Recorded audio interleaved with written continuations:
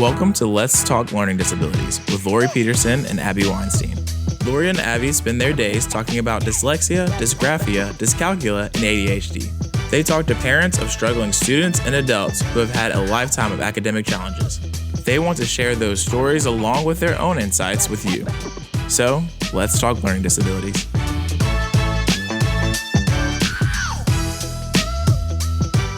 Hey everybody, this is Laurie. And this is Abby. Welcome to Let's Talk Learning Disabilities. Today, once again, we're very excited that you're here because we have yet another special guest who's visiting with us today, Abby. Today we have Nadaya Cross, who is the Director of Disability Services at Texas Woman's University in Denton, Texas. So welcome, Nadaya. Thank you for being here with us today. I am super excited to be here to talk through all of this jazz and review it all. It's fun. Good. We have a lot of listeners, callers that have a lot of questions about accommodations in college. Mm-hmm. And unfortunately, I think that not all high schools are informing students and parents and preparing them for the transition from high school to college, especially students that get accommodations either through a 504 plan or an IEP. Yes. So before we dig into it, will you just tell us a little bit about you and how you came to do what you do and become the Director of Disability Services? Absolutely. So I actually started off as a sign language interpreter. I was an interpreter at Texas Woman's University for about 5-ish years, and then I turned 26 and needed health insurance, so I applied for a job in the Disability Services office as the Deaf and Hard of Hearing coordinator. After that, after about 2.5 years, give or take, I was promoted to assistant director and then recently became the director about a year ago, and I love it. It's been a lot of fun getting to influence change on the campus and make this space better for disabled students on our campus. When I started at Texas Women's, and that was fall of 2018, we had 201 students registered with our office. We were still using paper to process everything. And now we are on a database system with close to 1,000 students registered with our office. That's awesome. That is awesome. Great. And we're thrilled. And I'm just really happy to be paperless. I'm happy we have students, but I'm really happy that we have better processes to support students. It's been great to be. Sure. So one of the most common questions that we hear or we get asked is, if a student has a 504 plan or an IEP in high school, does it automatically follow them to college? Absolutely not. No, it does not. So how does that process work? Yeah, I can. Actually, can you first tell us why it doesn't transfer to college, maybe? Yeah, absolutely. So that has to do with the laws that cover high school versus college. In high school, those accommodations are covered under the Individuals with Disabilities Education Act that require the teachers to go hunt and find the disabled kids and then give them the accommodations. In college, we're governed under the Americans with Disabilities Act and the Rehabilitation Act of 1973. That law, the second one, mandates that college students must self-identify as disabled. So they have to come to us to say, hey, I need accommodations, I'm disabled, what do I do? We do not go hunt them down, which is wonderful because it gives the students the autonomy to make a decision on what they want for their education. So we try really hard to get in front of students, to talk to them about disability, to normalize that experience and make sure that they know that we're here, and then they're in the driver's seat. They get to decide what they want to do. But no, they do not transfer automatically at all. We get that question quite a bit at the college level too. Oh, I bet. I mean, what if they are self-identifying, but they bring in a report that says they were diagnosed with dyslexia back in 6th grade? So that is going to depend on every college. Every college has a different process, again, because the laws give universities and colleges the discretion to create a process that works for us. We do our best to follow field standards. So we adhere to the professional organization called AHEAD, or Association on Higher Education and Disability. Yeah, I think I got all the acronyms. So the practice is, for the most part, you can request documentation, but we're always going to rely on student self-report. The student is the expert in their disability. They live with it every day. For Texas Women's University, our practice has been and will continue to be, give us whatever paperwork you have, regardless of when it was dated. As long as it currently applies to you, most likely we'll be able to utilize that for justification of accommodations. There are other schools that will say, I need it dated within the last 3 years. Standardized exams are also very notorious for doing that, which I find, I have so many personal opinions about it, but like, dyslexia doesn't go away, so why do I need to get tested about it? But whatever, I don't control the world, so it's fine. Exactly. And that's a big complaint of a lot of parents. Like, why do I need to pay all this money for my child to be evaluated for dyslexia when they've already been diagnosed and it's a lifelong condition that does not go away? Exactly. So our practice has been, we're going to listen to the student first. What are they telling us? And then we use that documentation to supplement whatever we're missing and to just verify. And it's worked really well for us. So if a student were to come to you they're struggling, they're having difficulties, they suspect they probably have like an attention deficit or some disability, but they don't have any kind of documentation of it. They need to get something for you particularly. But if they have any kind of documentation and are still experiencing those struggles, they should be good. For the most part, every situation it depends on what's going on, right? So at Texas Women's, we have a couple of different application methods where, we meet with a student. If what they give us with paperwork and self-report is sufficient, we will approve, and it's a set it and forget it method. We have another method which is conditional accommodations. We will give accommodations for the entire semester, and then we'll work with them in between for that semester, try to get them connected to resources for that documentation or retesting, especially if they are in a major that is going to require a standardized exam at the end of their degree program, because we know the standardized degree or the standardized exam companies are going to be sticklers about the date on that paperwork. But we do try to support students in any way that we can to get them what they need. We know the college environment is not designed for disabled people, so we want to help out. We don't want to shut our door to students. That's great. That's awesome. So once you sit down with a student and you put an accommodation plan together, then does that get shared with all of that student's professors? How does that information kind of get disseminated amongst the staff? Again, it depends on the school. Yeah, right. At Texas Women's, we use a database solution called Accessible Information Management, or AIM.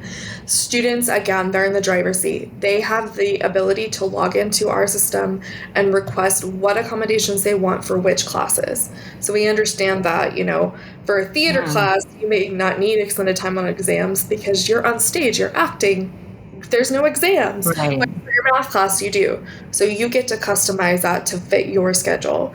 Now, what I often see is students will request everything for everybody. Okay, fine. Whatever. It's your choice. The way we used to operate before we had this fancy pants system was you fill out your schedule. We're going to send everything to everybody on one email. There's pros and cons with that. I think the method of allowing the student to choose is a better route, but it depends on the school and what kind of processes they have in place too. Does the professor then have to log into that system, or do they get some sort of alert that, hey, you've got a student that's requesting these accommodations through your office? Gotcha. Both. So they receive an email notification, and that is a notification. It is not saying, hey, consider doing this. This is, here's your official notification. You have 5 class days to implement it. So we encourage students to request ahead of time. as often as they can. And if faculty have issues, they need to contact us before attempting to deny an accommodation, so we can have a conversation about what needs to happen and to ensure that we're following the law for these students. Our system does have a portal where faculty can log in and see all their students, see all the courses, and that makes it immensely easier for faculty because they get enough emails as it stands right now. Sure. So then the faculty, the professors, they are required by law to implement the accommodations in that student's accommodation plan. But let's say professor forgets, passes out a test and forgets to tell a student to go ahead and go to the testing center to take your test, then it's up to the student to request that, right? Yes. Again, every school is going to do it differently. From what I have seen, for the most part, is the schools will have some kind of testing center that the student must make a reservation in advance to test in that space, so that faculty will know ahead of time if a student's not going to be present, they're testing somewhere else. So like for us, students have to make a reservation 3 days in advance so we can get the exam, make sure we have space, and so on. Okay. So, Makes sense. so what are your top 5 most common requested accommodations? Extended time 100% is the most popular on exams. One of the big differences we see with that, I'm going off on a tangent a little bit, is it is extended time for exams, not homework. And I'll get to that in a minute.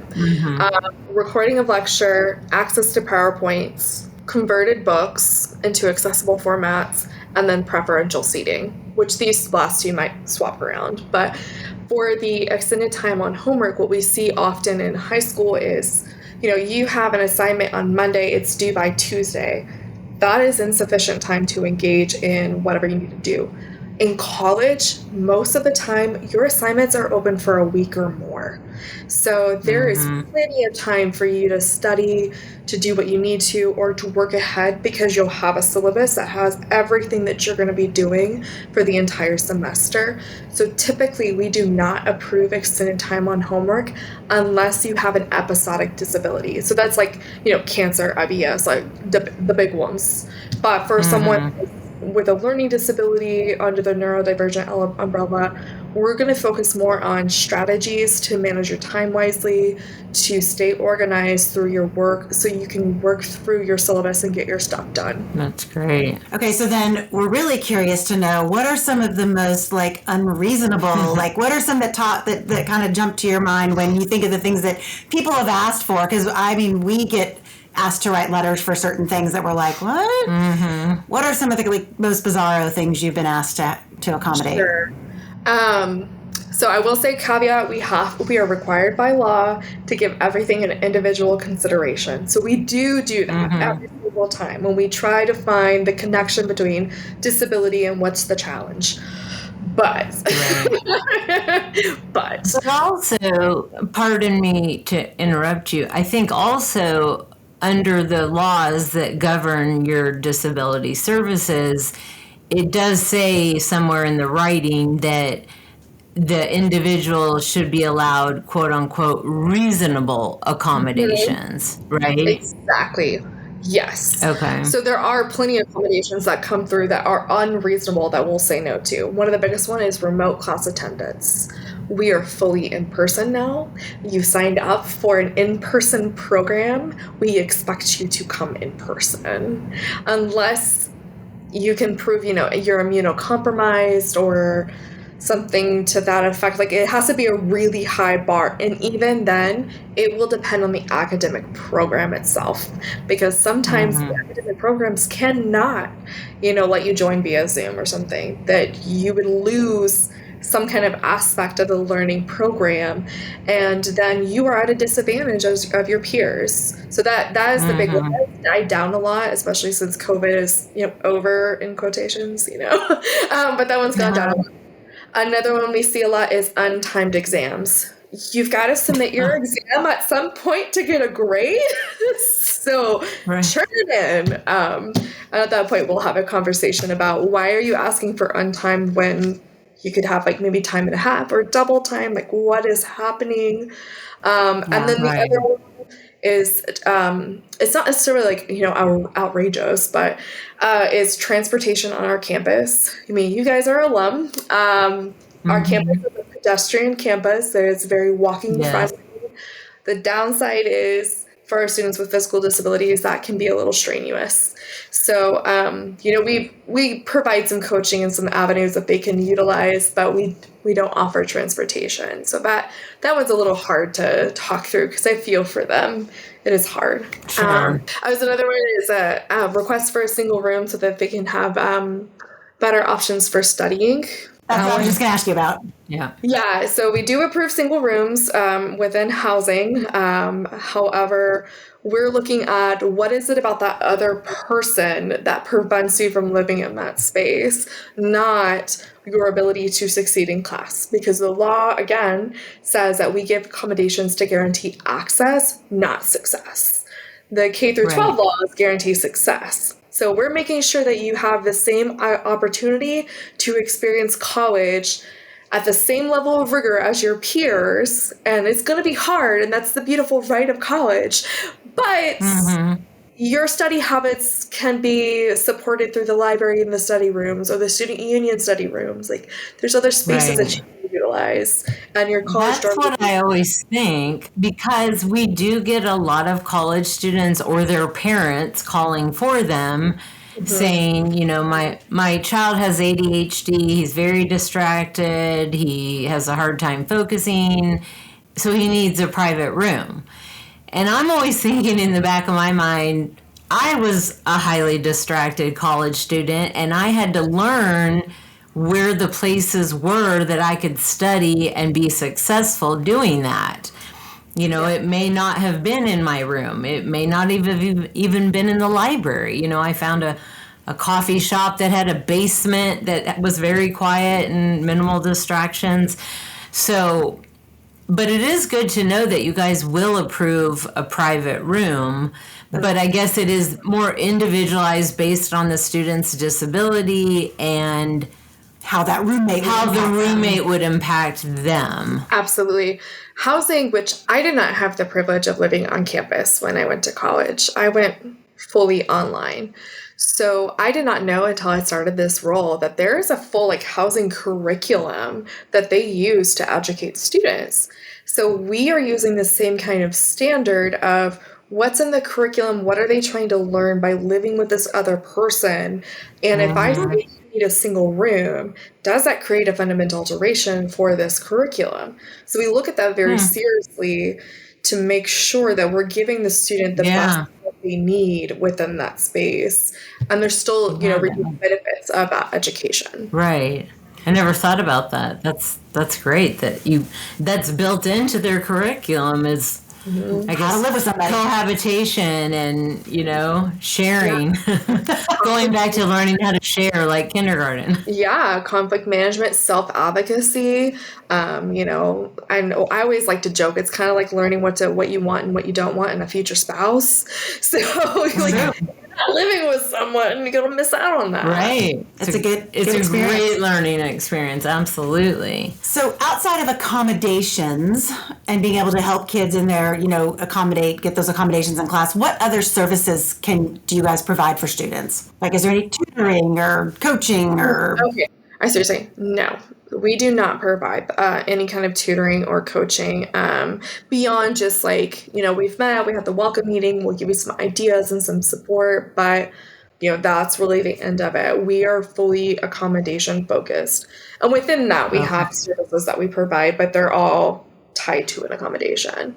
The campus as a whole does have academic coaching. We have tutoring services. We have the right site and all that stuff, but we ourselves do not.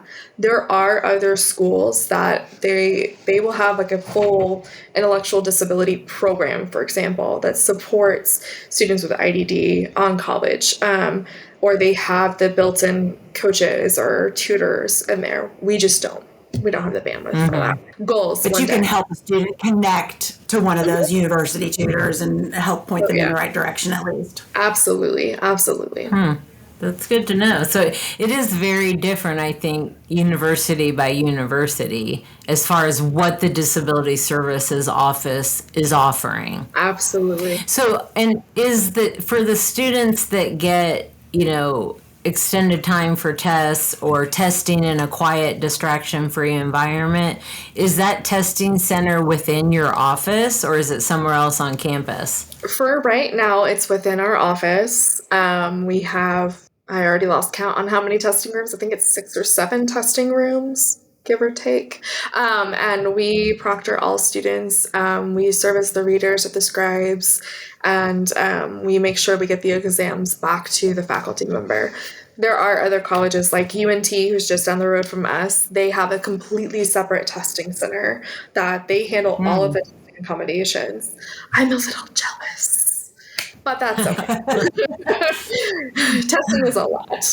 You had that. Yeah, I do. But a girl can dream. It's fine. Right. Yeah. I'm curious too, does your office provide any training to the faculty on the different types of learning disabilities and how to accommodate and how to, differentiate instruction or any of that kind of good stuff? Kind of. So, I am working on developing a self-paced training on the accommodation process. Historically, what we've done is attended faculty meetings to talk about whatever is going on, or we'll have one-on-one conversations with faculty. But I want to formalize that process.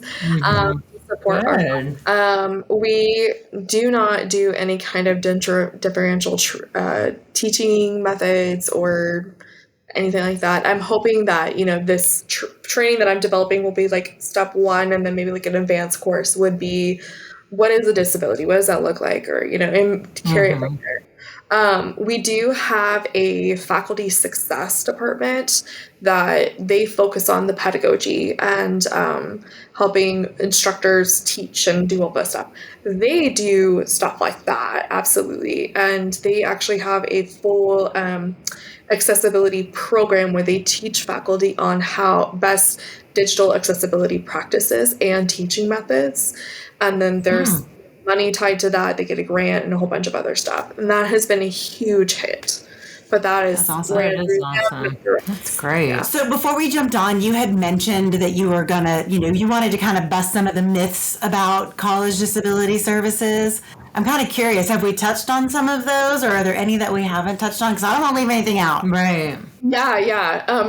The biggest one is that, does my accommodations transfer? Absolutely not. They do not. Another one is that I see more so from the faculty side than I do from the student side, is that accommodations are a consideration. They are not. They are mandated by law, and they must happen.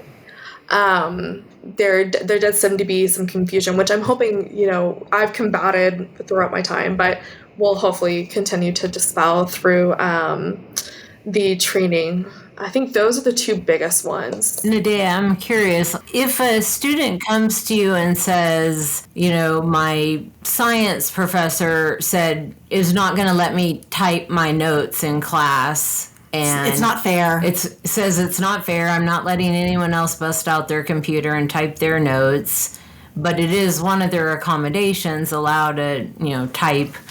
What do you do, or what do you advise the student to do? So it depends on the students. Some students are comfortable with self-advocating on their own and to talk about, these are my accommodations, this has to happen. But oftentimes, I prefer that I have a conversation with the faculty, or one of my coordinators does that. And we talk through, what are your concerns, faculty, about whatever is happening? And fairness is not the measure that we can use, because college is not for disabled students, so automatically it's unfair. So what is it about your classroom that is a concern about having a computer? Is it, you use science for the example.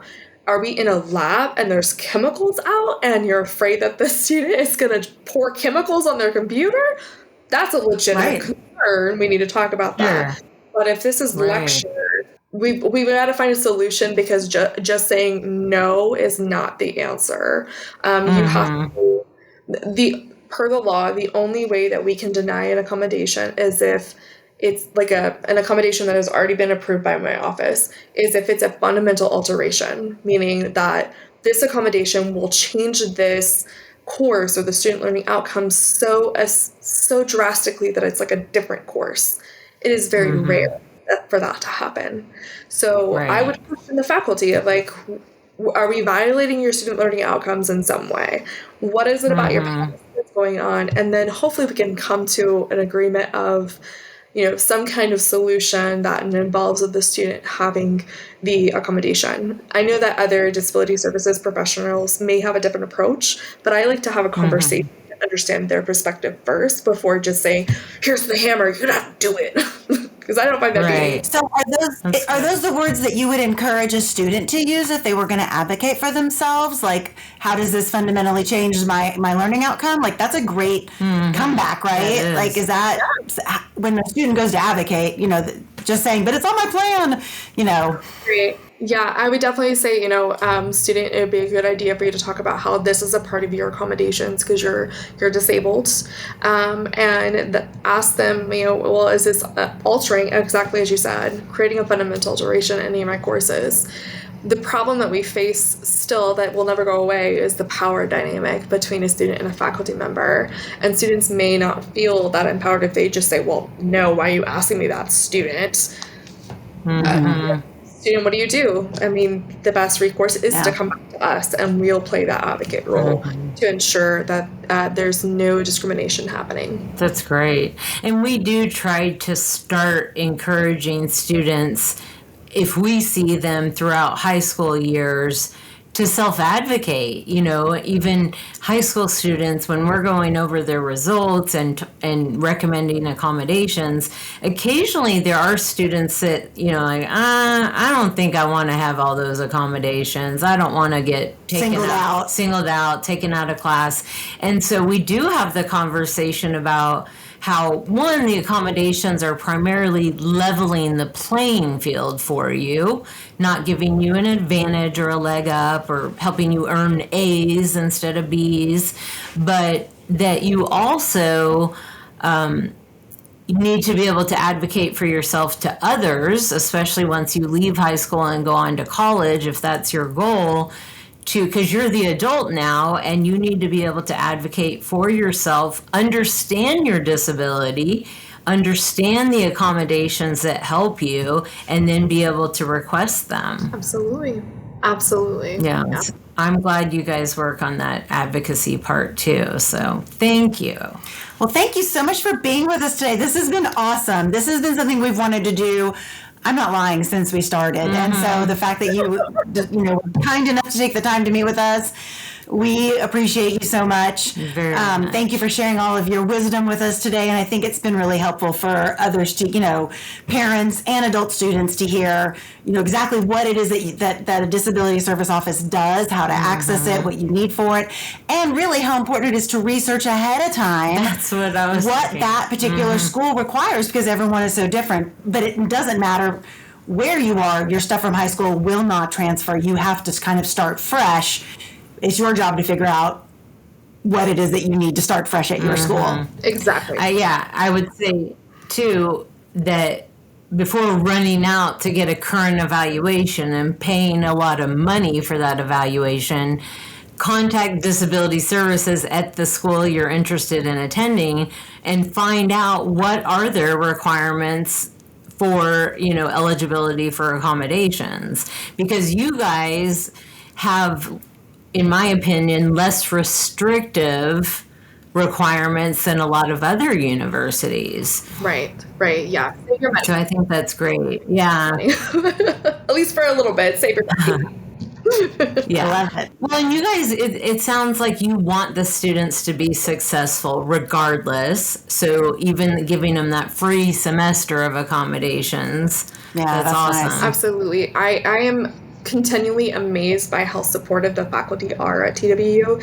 We gave the example of someone denying their laptop. That has not happened in at least 5 years at TWU. Wow. Oh, good. They are just so supportive and so kind and really are student focused.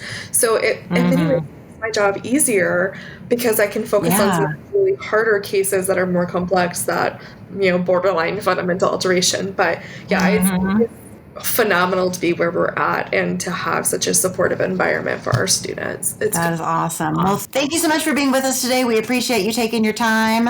Yes, very listeners, if you guys have any questions for us about disability services or supports in college, feel free to email us, letstalklearningdisabilities@gmail.com. If you're interested in listening to any of our other episodes, you can access our podcast website at www.ltldpodcast.com. There you can see every episode we've recorded thus far in chronological order, or you can even choose by category. So check out other episodes. We look forward to future episodes. Thank you, listeners, for tuning in and supporting us, helping make our 100th, our second 100, successful. So thanks, everybody, for coming. Thanks, Nadaya, for being here. Thank you.